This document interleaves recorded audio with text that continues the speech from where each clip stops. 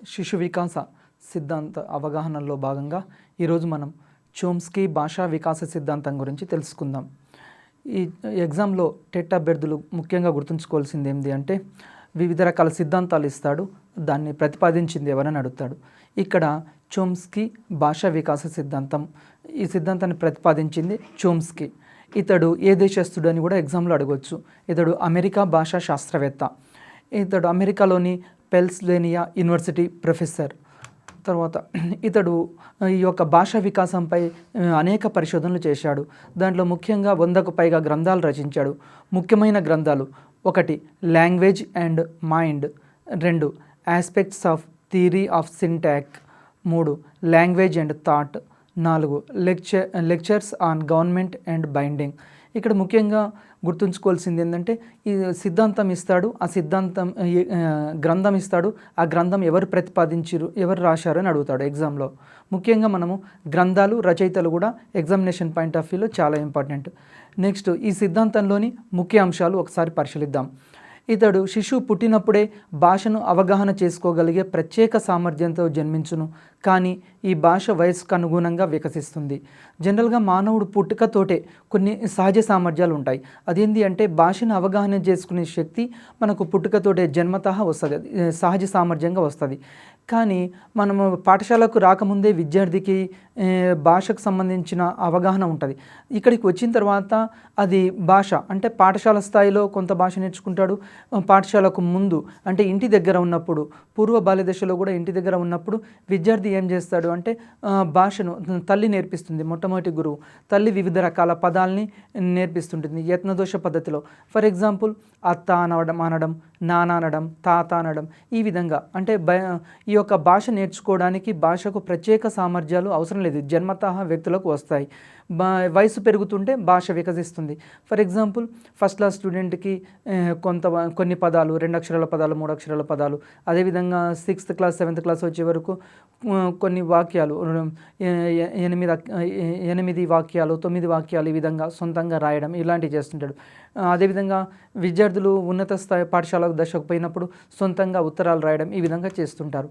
Next, Chomsky father of modern linguistics అని పిలుస్తారు. ఎగ్జామినేషన్లో వెరీ ఇంపార్టెంట్ క్వశ్చన్ ఇది. ఎందుకంటే ఫాదర్ ఆఫ్ మోడర్న్ లింగ్విస్టిక్స్ అని ఎవరిని పిలుస్తారు? చోమ్స్కీ. మానవ భాషలన్నీ జన్యుపరంగా నిర్మించబడిన చర్యలను విస్తరించడం ద్వారా వచ్చాయి. మానవ భాషలన్నీ జనరల్గా జన్యుపరంగా నిర్మించబడిన చర్యలను విస్తరించడం ద్వారా వచ్చాయి. ఎందుకంటే భాషలన్నీ కూడా కొంత సైకలాజికల్గా అంటే మన యొక్క పనుల ఆధారంగా, మనం చేసే కృత్యాల ఆధారంగా ఈ విధంగా భాషలు అనేవి వస్తున్నాయి.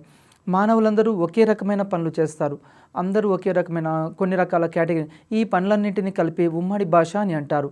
ఇప్పుడు మానవులందరికీ కూడా భాష ఏ విధంగా వస్తాయి అంటే మన అవసరాలని బట్టి భాష అనేది వాడుకలోకి వచ్చింది. ఈ విధంగా భాషకు సంబంధించి దీని ప్రకారం పిల్లల భాషకు సంబంధించి కొన్ని నిర్మాణాలని అర్థం చేసుకోగలిగే సామర్థ్యాలను పుట్టుకతోనే ఆర్జిస్తాడు. ఫర్ ఎగ్జాంపుల్, దీని ద్వారా పిల్లలకు ఎట్లా అంటే పుట్టుకతోటే దీని ద్వారా భాష నేర్చుకుంటాడు. దీన్ని గవర్నమెంట్ బైండింగ్ సిద్ధాంతం అని అంటారు. ఎట్లా అంటే భాష అనేది పుట్టుకతోటే వస్తుంది, మనకు సహజ సామర్థ్యంగా భాష అనేది వస్తుంది. ఈ పుట్టుకతోటి వచ్చిన ఈ భాషని తరగతి గదికి వచ్చిన తర్వాత తరగతి గదిలో మనం దాన్ని ఏం చేస్తాము అంటే ఒక క్రమ పద్ధతిలో నిర్మించడానికి అవకాశం ఏర్పడుతుంది. ఈ సిద్ధాంతం ప్రకారం శిశువులు భాషను నేర్చుకోరు, గ్రహిస్తారు. మనకు చాలా ఇంపార్టెంట్. చాలామంది తరగతి గదిలో ఏం చేస్తున్నారంటే పిల్లలకు తరగతి గదికి రాగానే ఆల్ఫాబెట్స్ దిద్దబెట్టించడం చేస్తాం. ABCDలైనా ఆలైనా ఈ విధంగా దిద్దబెట్టేస్తాం, 1 2 3. ఆ విధంగా చేయకూడదు. భాష అనేది ఎట్లా వస్తుందంటే న్యాచురల్గా వస్తుంది. ఒక తేనెటీగ తేనెను పుష్పం నుండి ఏ విధంగా స్వీకరించేటప్పుడు ఆ పుష్పానికి తెలియదు. అదేవిధంగా శిశువులు కూడా భాషను నేర్చుకుంటారు. భాషను నేర్చుకునేటప్పుడు శిశువులకి పర్టికులర్గా నేర్పించాల్సిన అవసరం లేదు, భాషని వాళ్ళు గ్రహిస్తారు.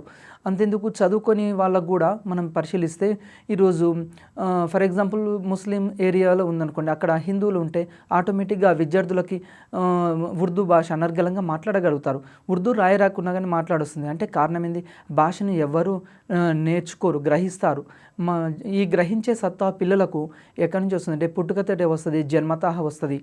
ఎవరు కూడా ఈ ప్రపంచంలో భాషను నేర్పిస్తే వచ్చేది కాదు, అది జనరల్గా సహజంగా రావాల్సిందే. మనకు చుట్టూ ఎన్విరాన్మెంట్ ఉంటే ఆటోమేటిక్గా భాషలు వస్తాయి.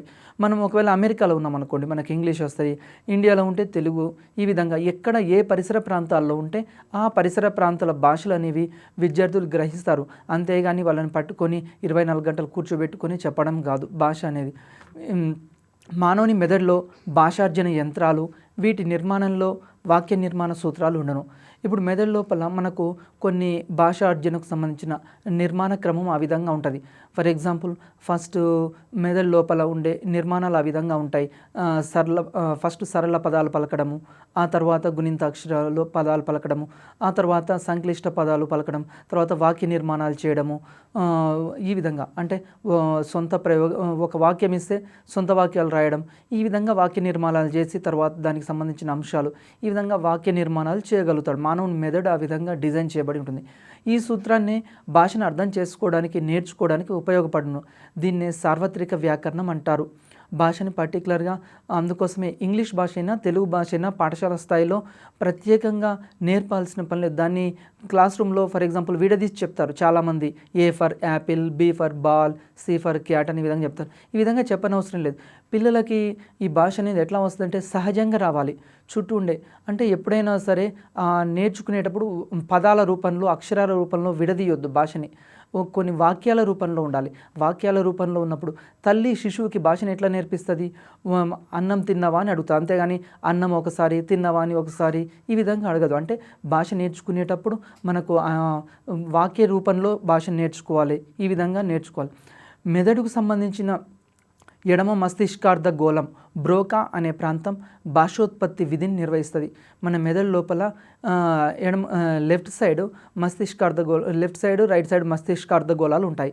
దీంట్లో లెఫ్ట్ సైడ్లో ఉన్న బ్రోకా అనే ప్రాంతము ఈ భాషకు సంబంధించిన విధిని నిర్వహిస్తూ ఉంటుంది.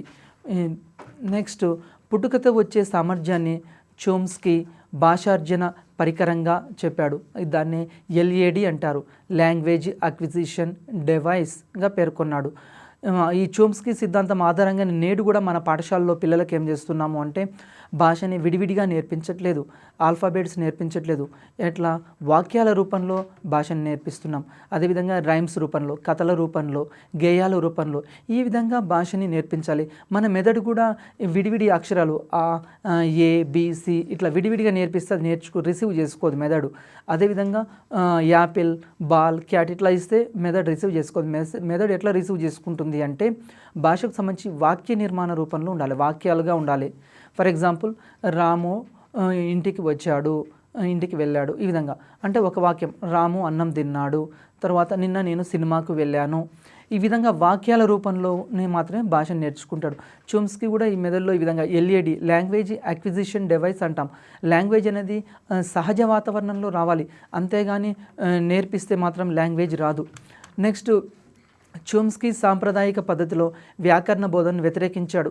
మన యొక్క సాంప్రదాయిక పద్ధతిలో మన ఎడ్యుకేషన్ సిస్టంలో మనం కూడా చూస్తాం. మనం చిన్నప్పుడు ఎట్లా చదువుకున్నాం అందరము? గ్రామర్లో నౌన్స్, ప్రొనౌన్స్, వెర్బ్స్, వ్యాకరణ పద్ధతిలో భాష నేర్చుకున్నాం.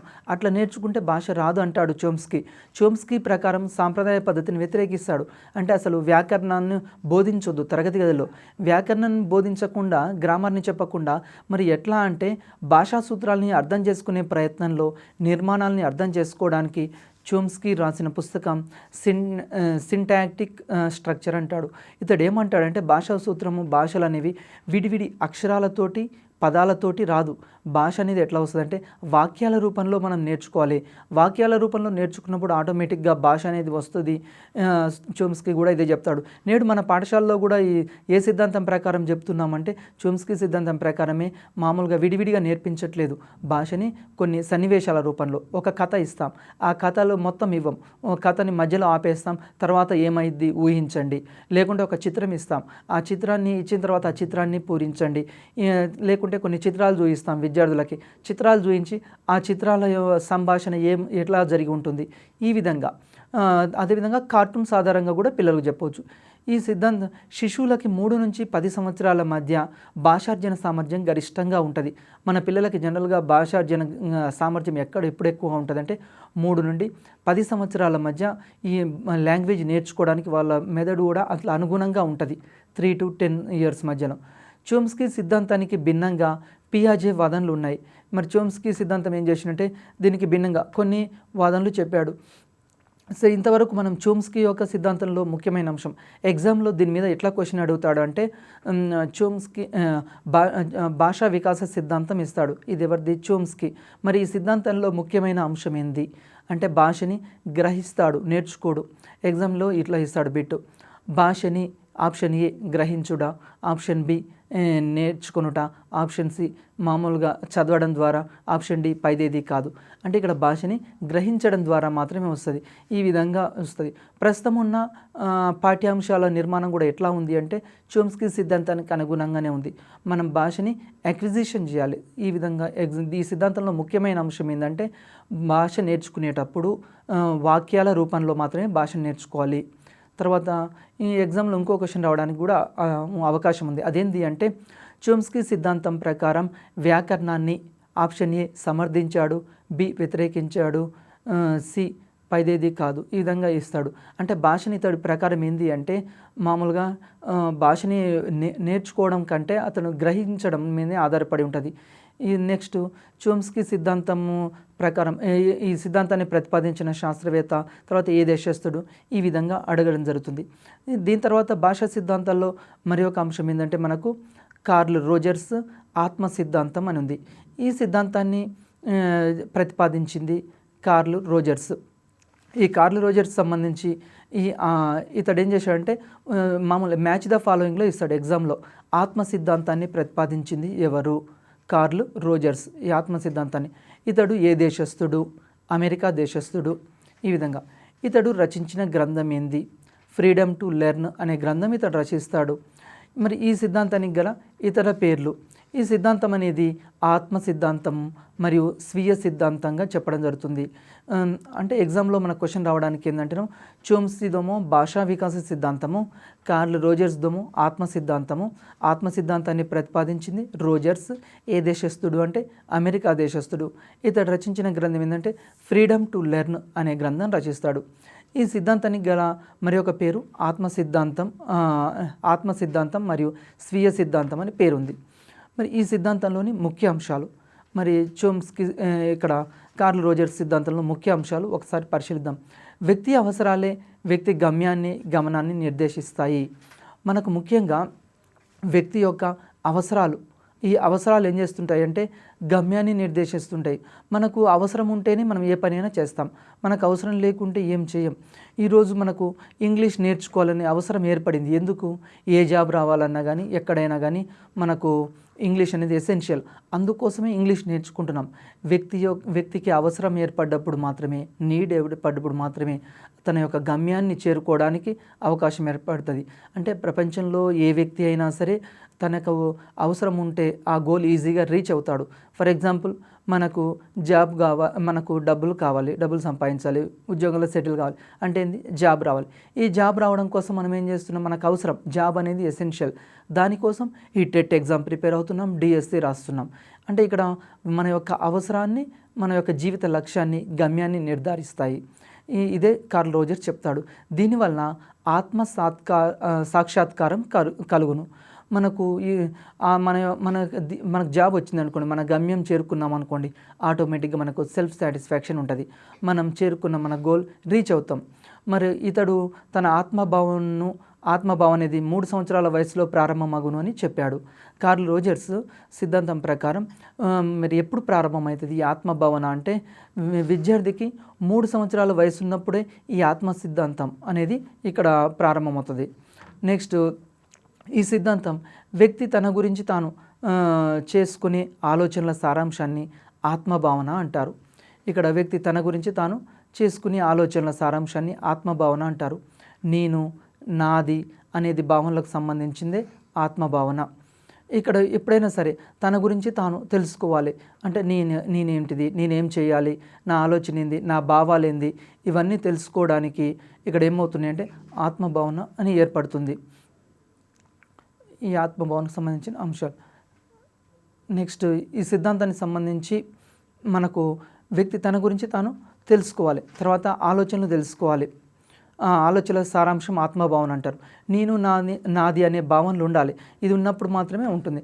నెక్స్ట్ ఈ సిద్ధాంతము నేను అందంగా ఉంటాను, తర్వాత నేను తెలివైన వాడిని అంటే ఇక్కడ ఆత్మభావన సిద్ధాంతంలో ముఖ్యమైన అంశం ఏంటంటే ఫస్ట్ నేను అందంగా ఉంటా, తర్వాత నేను తెలివైన వాడిని, నాకు ధైర్యము ఎక్కువ అనే ఫస్ట్ మన లోపల మనకు సెల్ఫ్ కాన్ఫిడెన్సెస్ ఉంటాయి. ఎప్పుడైనా సరే ఈ ఆత్మ సిద్ధాంతం ఏమవుతుంది, నాకే ఇంపార్టెన్స్ ఇస్తాం, సెల్ఫ్ ఎవరికి వాళ్ళే ఇంపార్టెన్స్ ఇవ్వడం జరుగుతుంది. నేను తెలివైన వాడిని, తర్వాత నాకు సంబంధించిన అంశాలకి ఈ విధంగా ఆత్మభావన సూచిస్తుంది. ఈ సిద్ధాంతము కొన్ని లక్షణాల సముదాయాన్ని ఆత్మభావన అంటారు. దీన్ని తల్లిదండ్రులు, పెద్దలు, ఉపాధ్యాయులు, సమవయస్కుల ద్వారా పొందుతారు అని రోజర్స్ తెలిపాడు. ఈ సిద్ధాంతంలో కొన్ని ముఖ్యమైన భావనలు ఏంటంటే తల్లిదండ్రులు, పెద్దలు, ఉపాధ్యాయులు, సమవయస్కుల ద్వారా ఇక్కడ పొందుతాడని రోజర్స్ చెప్పాడు. ఈ రోజర్స్ ఏం చెప్తుండంటే తన లోపల ఉన్న భావన అంటే తల్లిదండ్రులైనా, పెద్దలైనా, ఉపాధ్యాయులైనా, సమవయస్కుల ద్వారా అయినా చెప్పాలంటాడు. అంటే ఇప్పుడు విద్యార్థికి ఉపాధ్యాయులు నేర్పిస్తాడు, తర్వాత సమవయస్కుల ద్వారా కూడా విద్యార్థి నేర్చుకుంటాడు, అదేవిధంగా తల్లిదండ్రుల ద్వారా కూడా నేర్చుకుంటాడు, నెక్స్ట్ అదేవిధంగా చుట్టుపక్కల ఉన్న ఫ్రెండ్స్ ద్వారా కూడా ఈ విషయాలు నేర్చుకుంటూ ఉంటాడు. ఈ కార్ల్ రోజర్స్ సిద్ధాంతంలోని ముఖ్యాంశాలు ఒకసారి పరిశీలిద్దాం. ఇతడు ఆత్మ 2 రకాలని తెలియజేశాడు. అవి ఒకటి వాస్తవికాత్మ, రెండవది ఆదర్శాత్మ. వాస్తవికాత్మ మొట్టమొదటి దాని గురించి పరిశీలిద్దాం. ఒక వ్యక్తి తాను ఎలా ఉన్నాడో తెలిపేది వాస్తవికాత్మ భావన. అంటే ఫర్ ఎగ్జాంపుల్ తనకు తాను ఎలా ఉన్నాను అంటే నేను అందంగా ఉన్నానా, చాలా బాగున్నానా, ఈ విధంగా ఒక వ్యక్తి తన గురించి తాను ఎలా ఉన్నాడో తెలిపేదాన్ని వాస్తవిక ఆత్మ అంటాం. అంటే మన గురించి మనం రియల్గా చెప్పుకోవడం, నేను బాగా చదువుతాను, లేకుంటే నేను బాగా చదవను, నాకు గణితం అంటే ఇష్టం, ఈ విధంగా వాస్తవ అంశాలు తెలియజేసేదాన్ని వాస్తవిక ఆత్మ అంటాం. వ్యక్తి ప్రయాణం వాస్తవికాత్మ భావన నుండి ఆదర్శాత్మ భావన వైపు పయనిస్తుంది. మన యొక్క వ్యక్తి ప్రయాణం ఎట్లా ఉంటుందంటే వాస్తవికాత్మ నుండే ఆదర్శాత్మ వైపు పోతాం. ఫస్ట్ మనము వాస్తవికంగా ఉంటాం మన జీవితంలో, తర్వాత ఒక గోల్స్ పెట్టుకుంటాం మన జీవితంలో, లైఫ్ ఏం సాధించాలి, ఒక జాబ్ సాధించాలా, ఏది సాధించాలి, ఈ విధంగా కొన్ని ఆదర్శాలు ఉంటాయి. ప్రతి వ్యక్తికి ఒక లక్ష్యం ఉంటుంది, ఒక గోల్ ఉంటుంది, దాని వైపు ఆత్మ వైపు అంటే ఆదర్శాత్మ వైపు పయనిస్తుంది అని కార్ల్ రోజర్స్ తెలియజేయడం జరిగింది. ఒక వ్యక్తి తాను ఎలా ఉండదలుచుకున్నాడో తెలిపేది ఆదర్శాత్మ భావన. ఒక వ్యక్తిమో తనకు తాను ఎట్లా ఉంటేనోమో తెలియజేసేదేమో వాస్తవిక ఆత్మ. ఆదర్శాత్మ అంటే ఏంది అంటే ఒక వ్యక్తి తాను ఎలా ఉండదలుచుకున్నాడో, నేను భవిష్యత్తులో డాక్టర్ని అవుతాను, ఇంజనీర్ని అవుతా, లేకుంటే ఒక తత్వవేత్తని అవుతాను, లేకుంటే ఒక నటుడిని అవుతాను, ఈ విధంగా భవిష్యత్తులో ఏమవుతాను, ఈ విధంగా తెలియజేసేది ఆదర్శాత్మ భావన అంటాం. ఒక వ్యక్తి తన గురించి తాను చేసుకునే ఆలోచన సారాంశమే ఆత్మభావన. అనగా నేను ఎవరు, నేను ఏమిటి, ఆత్మభావనకు వాస్తవానికి మధ్య ఉండే భేదాన్ని అంతరము అంటాం ఇక్కడ. అంటే ఒక వ్యక్తి తన గురించి తాను తెలియజేసుకోవాలి. ఈ విధంగా ఫస్ట్ నేనెవరు, నేనేమిటి, అసలు నేను ఎక్కడి నుంచి వచ్చాను, ఈ విధంగా ఎప్పుడైనా కంపేర్ చేసుకుంటే అది దాని కిందికి వస్తుంది. రెండవది ఆదర్శాత్మ. ఈ ఆదర్శాత్మలో భేదం లేకపోలేదు అనుకోండి, అంతరాహిత్యం అంటాం. ఫర్ ఎగ్జాంపుల్ ఈ అంతరం పెరిగితే మూర్తిమత్వం దెబ్బతింటుందని రోజర్స్ అభిప్రాయం. రోజర్స్ ప్రకారం ఎప్పుడైనా సరే వాస్తవికాత్మకు అంతరాత్మకు మధ్య భేదం అనేది పెరగొద్దు, మూర్తిమత్వం దెబ్బతింటుంది. అంటే ఫర్ ఎగ్జాంపుల్ మనం ఎట్లా ఉండదలుచుకున్నాం, భవిష్యత్తులో ఎలా ఉంటాం, ఈ విధంగా ఆదర్శాత్మ ఈ రోజర్స్ తెలియజేయడం జరిగింది. ఈ రోజర్స్ సిద్ధాంతం ప్రకారం మనకు కార్ల్ రోజర్స్ సిద్ధాంతం ప్రకారం ఎగ్జామినేషన్ పాయింట్ ఆఫ్ వ్యూలో ఎట్లా క్వశ్చన్ అడుగుతాడు అంటే మనకు ఆత్మభావన సిద్ధాంతాన్ని ప్రతిపాదించింది ఎవరు అంటాడు. ఎవరు అంటే కార్ల్ రోజర్స్. ఇతను ఏ దేశస్థుడు, ఈ విధంగా అడుగుతాడు. మరి ఈ సిద్ధాంతంలోని ముఖ్యమైన అంశం ఏంది అంటాడు. ముఖ్యమైన అంశం ఏంది అన్నప్పుడు ఆత్మభావనకు సంబంధించి ఆదర్శాత్మ, తర్వాత ఆదర్శాత్మకు సంబంధించిన అంశాలు, ఈ విధంగా ఎగ్జామ్లో క్వశ్చన్స్ రావడానికి అవకాశం ఉంది. అందుకోసమే మనం ఏం చేయాలి అంటే సిద్ధాంతాలు ప్రతిపాదించేటప్పుడు ఫర్ ఎగ్జాంపుల్ మనం ఇంతకుముందు ఇచ్చిన సిద్ధాంతం కార్ల్ రోజర్స్ సిద్ధాంతము ఈ విధంగా మ్యాచ్ ద ఫాలోయింగ్లో ఇస్తుంటాడు ఎక్కువగా ఈ సిద్ధాంతాలకు సంబంధించి.